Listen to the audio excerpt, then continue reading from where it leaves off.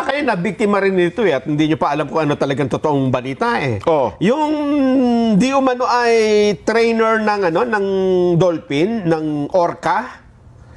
May mga video pa ito, si Jessica Radcliffe.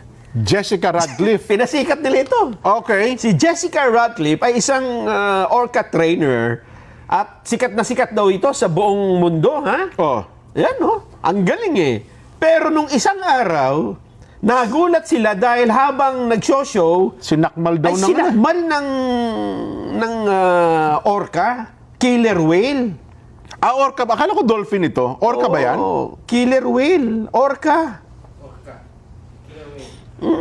Hindi pala dolphin ito. Hindi. Kaya pala tinitingnan ko sa bakit bigla siyang sinakmal? Oo. Ang dami na akong naniwala dito. Oo. Ang dami na kumalat na ito Pero hindi pa totoo yan? Hindi ito totoo. Bay, naloko ko. Ako din.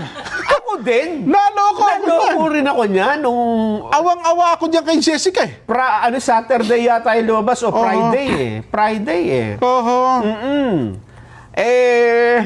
Lumilitaw na si Jessica Radcliffe ay hindi isang tunay na tao. Walang totoong Jessica Radcliffe. Ay, ganon. Gawa-gawa lang yung tao. At tinan mo yung video dyan, ha? Yung kinain siya, makikita mo talagang AI generated kasi may mga ibang elementong bigla na lang lumilitaw mula sa kawalan Ayon sa mga analyst, peke at gawa lang ng AI ang video. Yung mga unang video ng ipinapakitang biglang lumitaw ng mga dolphin dun sa yan ang peke. Kasi dyan di umano siya kinain Oho. Pero yung mga unang video yan, ganyan. Binlurred pa kasi akala nga nila totoo no? Ito naman mga totoong video, Jen. Ayun. Ng show talaga.